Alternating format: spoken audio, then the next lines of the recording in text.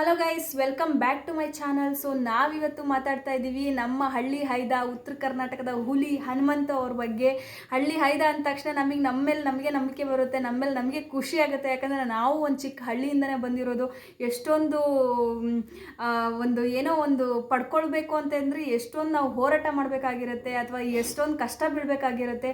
So ಆ ವ್ಯಕ್ತಿ ಹೆಸರು ಇವತ್ತು ಕರ್ನಾಟಕ ಮಾತ್ರ ಅಲ್ಲ, ಇಡೀ ಪ್ರಪಂಚದಲ್ಲಿ ಮನೆ ಮನೆ ಮಾತಾಗಿದೆ. ಮನೆಗೂ ಹನುಮಂತ ಹೆಸರು ತಲುಪಿದೆ ಅಂದರೆ ಅವರ ಒಂದು ಸರಿಗಮಪದ ಏನಿದೆ ಅಲ್ಲ, ಅದು ಮಾತ್ರ ಅಲ್ಲ, ಬಿಗ್ ಬಾಸ್ ವೇದಿಕೆಗೆ ಬಂದ ಮೇಲೆ ತಮ್ಮ ಸರಳತೆಯಿಂದ ಮೆರೆದಿದ್ದಾರೆ, ತಮ್ಮ ವ್ಯಕ್ತಿತ್ವದಿಂದ ಮೆರೆದಿದ್ದಾರೆ. ವ್ಯಕ್ತಿತ್ವ ಅಂದರೆ ಹಿಂಗಿರ್ಬೇಕಪ್ಪ ಅಂತ ಅನಿಸುತ್ತೆ. ಆ್ಯಕ್ಚುಲಿ ನೀವು ನೋಡಿ, ಬಿಗ್ ಬಾಸ್ ಬರೋಕ್ಕಿಂತ ಮುಂಚೆ ಒಂದು 2-3 ಶೋ ಅಲ್ಲಿ ಅವ್ರು ಆಲ್ರೆಡಿ ಮಾಡಿದ್ದಾರೆ, ವಿನ್ನರ್ ಆಗಿದ್ದಾರೆ. ಅಂದರೆ ಇಡೀ ಜನತೆ ಅತಿ ಹೆಚ್ಚು ಓಟ್ ಹಾಕಿ ವಿನ್ನರ್ ಕೂಡ ಮಾಡಿತ್ತು. ಸೊ ಅಷ್ಟೊಂದು ಹಿರಿಮೆ, ಕೀರ್ತಿ, ಹೆಸರು ಪಡ್ಕೊಂಡಾದ್ಮೇಲೆ ಬಿಗ್ ಬಾಸ್ಗೆ ಬರ್ತಾರೆ. ಎಲ್ಲೂ ಕೂಡ ಆ ಒಂದು ಗತ್ತನ್ನು ಅವರು ತೋರಿಸ್ಲಿಲ್ಲ. ನಾನು ಇಷ್ಟು ಓಟ್ಸ್ಗಳಿಂದ ಗೆದ್ದಿದ್ದೀನಿ ಅಥವಾ ನಾನು ಇಷ್ಟೊಂದು ಸಾಧನೆ ಮಾಡಿದ್ದೀನಿ ಅಂತ ಒಂದು ಕಡೆನೂ ಹೇಳ್ಕೊಳ್ಳಲ್ಲ. ಚಿಕ್ಕದಾಗ ಒಂದು ಫ್ರೆಂಡ್ಶಿಪ್ ಮಾಡ್ತಾರೆ, ಚೊಕ್ಕದಾಗಿ ಅದನ್ನು ನಡೆಸ್ಕೊಂಡು ಹೋಗ್ತಾರೆ. ಎಲ್ಲೂ ಕೂಡ ಆ ಫ್ರೆಂಡ್ಶಿಪ್ಗೆ 1% ಮೋಸ ಮಾಡಲ್ಲ. ಆಟ ಅಂತ ಬಂದಾಗ 100% ಆನೆಸ್ಟಿ ಕೊಟ್ಟಿದ್ದಾರೆ. ಎಲ್ಲೂ ಕೂಡ ಆಟದಲ್ಲಿ ಮೋಸ ಮಾಡಿಲ್ಲ. ಮೋಸ ಮಾಡಿ ಗೆಲ್ಲೋದಾದ್ರೆ ನನಗೆ ಗೆಲುವೇ ಬೇಡ, ನಾನು ನಿಯತ್ತಾಗಿ ಗೆಲ್ತೀನಿ, ಇಲ್ಲಾಂದರೆ ಗೆಲ್ಲೋದೇ ಬೇಡ ಅಂತ ಹೇಳ್ತಾರೆ. ಮತ್ತು ಅವ್ರ ಬಾಯಲ್ಲಿ ಬಂದಿರೋ ದೊಡ್ಡ ಮಾತು ಏನು ಅಂತ ಹೇಳಿದರೆ, ನನಗೆ ಕಪ್ಗಿಂತ ಮುಂಚೆ ಕಿಚ್ಚ ಸರ್ ಅವ್ರದ್ದು ಚಪ್ಪಾಳೆ ಮುಖ್ಯ, ನನಗೆ ಆ ಚಪ್ಪಾಳೆ ಸಿಕ್ತಲ್ವಾ, ಸೊ ಆ ಚಪ್ಪಾಳೆಯಿಂದಲೇ ನಾನು ಕಪ್ಗಿಂತ ದೊಡ್ಡದು ಜಾಸ್ತಿ ಗೆದ್ದಿದ್ದೀನಿ ಅಂತ ನನಗೆ ಅನಿಸಿದೆ. ಸೊ ನನಗೆ ಕಪ್ಗಿಂತ ನನ್ನ ಕಿಚ್ಚನ ಚಪ್ಪಾಳೆ ಮುಖ್ಯ ಅಂತ ಹೇಳಿದ್ದು. ಸೊ ಆ ವ್ಯಕ್ತಿತ್ವ ಇರ್ಬೋದು, ಅಥವಾ ಅವ್ರ ಮೇಲೆ ಒಂದು ಹೊಡೆದಿರ್ತಾರೆ, ಹಲ್ಲೆ ಆಗಿರುತ್ತೆ ಭವ್ಯ ಅವ್ರ ಕಡೆಯಿಂದ.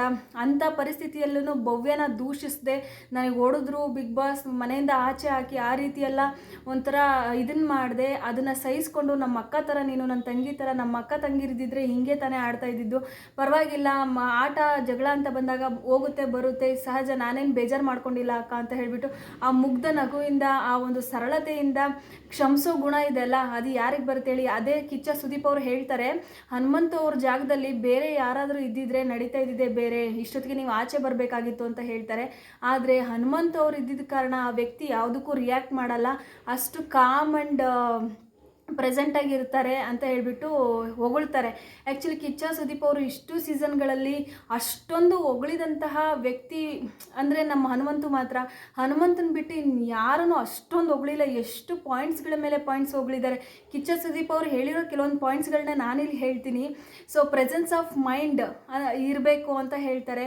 ಸೊ ಪ್ರೆಸೆನ್ಸ್ ಆಫ್ ಮೈಂಡ್ ಅಂತ ಹೇಳಿದ್ರೆ, ನಾನು ಬಿಗ್ ಬಾಸ್ ಮನೆ ಒಳಗಡೆ ಬಂದಿದ್ದೀನಿ, ನನಗೆ ದುಡ್ಡು ಬೇಕು, ನನಗೆ ಕಪ್ ಬೇಕು, ನಾನು ವಿನ್ ಆಗಬೇಕು ಅಂತ ಎಲ್ಲೂ ಈ ವ್ಯಕ್ತಿ ಅಂದಿಲ್ಲ.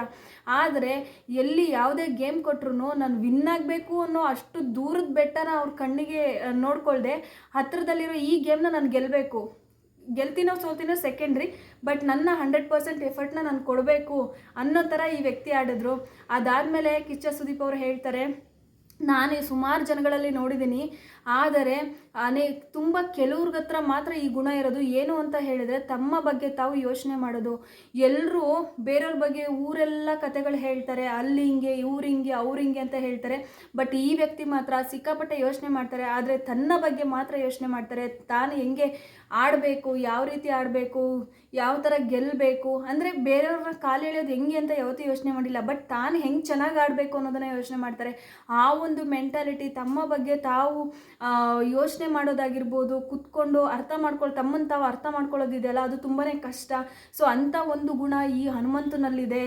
ಮತ್ತು ಸಿಂಪ್ಲಿಸಿಟಿ, ಅಂದರೆ ಎಷ್ಟು ಹೆಸರು ಕೀರ್ತಿ ಎಷ್ಟೆಲ್ಲ ಮಾಡಿದ್ದಾರೆ. ಹಂಸಲೇಖ ಸರ್ ಜೊತೆ ವರ್ಕ್ ಮಾಡಿದ್ದಾರೆ, ಅಂದರೆ ಆ ಶೋ ಮಾಡಿದ್ದಾರೆ. ಅದಾದಮೇಲೆ ವಿಜಯ್ ಪ್ರಕಾಶ್ ಸರ್ ಜೊತೆ ಇದ್ದಾರೆ, ಅರ್ಜುನ್ ಜನ್ಯ ಅವ್ರ ಜೊತೆಗಿದ್ದಾರೆ, ಎಂತಿಂತ ಅನುಶ್ರೀ, ಎಷ್ಟೆಷ್ಟು ದೊಡ್ಡವ್ರನ್ನೆಲ್ಲ ಭೇಟಿಯಾಗಿದ್ದಾರೆ. ದರ್ಶನ್ ಸರ್ನ ಭೇಟಿಯಾಗಿದ್ದಾರೆ.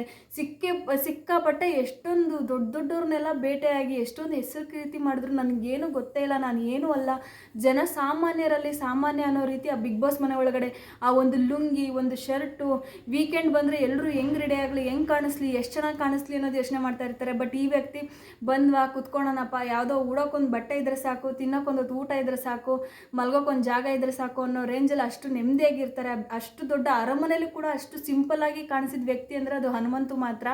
ಸೊ ನಿಮಗೆ ಹೇಗೆ ಅನ್ನಿಸ್ತು ಹನುಮಂತದ ಒಂದು ಲೈಫ್ ಸ್ಟೈಲ್ ಅಂತ ಏನು ಹೇಳ್ತೀವಲ್ಲ, ಆ ಬಿಗ್ ಬಾಸ್ ಮನೆ ಒಳಗಡೆ ಹನುಮಂತು ಲೈಫ್ ಸ್ಟೈಲ್ ಹೇಗಿತ್ತು, ನಿಮಗೆ ನಿಜವಾಗ್ಲೂ ಇಷ್ಟ ಆಯಿತಾ ಆ ವ್ಯಕ್ತಿ ಬದುಕಿದಂತಹ ರೀತಿ ಬಿಗ್ ಬಾಸ್ ಮನೆ ಒಳಗಡೆ ಅನ್ನೋದನ್ನ ಕಮೆಂಟ್ ಮಾಡಿ ತಿಳಿಸಿ. ಮತ್ತು ಯಾರ್ಯಾರು ಹನುಮಂತು ಫ್ಯಾನ್ಸ್ ಇದ್ದೀರಾ ಎಲ್ಲರೂ ಬನ್ನಿ ಸೇರಿಬಿಟ್ಟು ವಿಶ್ ಮಾಡೋಣ. ಹನುಮಂತು ಅವರೇ, ನೀವು ನಿಜವಾಗ್ಲೂ ಗ್ರಾಮೀಣ ಪ್ರತಿಭೆ ಅಲ್ಲ, ಇಡೀ ಪ್ರಪಂಚದ ಪ್ರತಿಭೆ ನೀವು. ಸೊ ಅಷ್ಟೊಂದು ಚಿಕ್ಕ ಹಳ್ಳಿಯಿಂದ ಬಂದು ಈ ಮಟ್ಟಕ್ಕೆ ಹೆಸರು ಕೀರ್ತಿ ಮಾಡೋದು ಸಾಮಾನ್ಯ ವಿಷಯ ಖಂಡಿತವಾಗಿಯೂ ಅಲ್ಲೇ ಅಲ್ಲ. ಸೊ ನಿಮಗೆ ದೇವರು ಒಳ್ಳೇದು ಮಾಡಲಿ, ಇದು ಆರೋಗ್ಯ ಆಯಸ್ಸು ಎಲ್ಲನೂ ಚೆನ್ನಾಗಿ ಕೊಡಲಿ. ನೀವು ಆಲ್ರೆಡಿ ಜನರ ಮನಸ್ಸು ಗೆದ್ದಿದ್ದೀರಾ. ನಿಮಗೆ ಗೊತ್ತಿಲ್ಲ ಯಾವ ರೇಂಜಲ್ಲಿ ನಿಮ್ಗೆ ಓಟ್ಸ್ ಬರ್ತಾ ಇದೆ ಅನ್ನೋದು ಕೂಡ ನಿಮ್ಗೆ ಇಮ್ಯಾಜಿನ್ ಕೂಡ ಮಾಡಿಲ್ಲ. ಆ ರೇಂಜಲ್ಲಿ ಓಟ್ಸ್ಗಳು ಬರ್ತಾ ಇದೆ, ನಿಮಗೆ ಅಷ್ಟೊಂದು ಪ್ರೀತಿ ತೋರಿಸ್ತಾ ಇದ್ದಾರೆ ಜನ. ಸೊ ನಿಮಗೆ ನಿಜವಾಗ್ಲೂ ಒಳ್ಳೆಯದಾಗಲಿ, ಇನ್ನೂ ಯಶಸ್ಸು ಚೆನ್ನಾಗಿ ನಿಮಗೆ ಸಿಗಲಿ. ಆದಷ್ಟು ಬೇಗ ಮದುವೆ ಆಗಿ ನೋಡಿ ಖುಷಿ ಪಡ್ತೀವಿ. ನಿಮ್ಮ ಆಸೆ ಅದು ಮದುವೆ ಆಗಬೇಕನ್ನೋದು.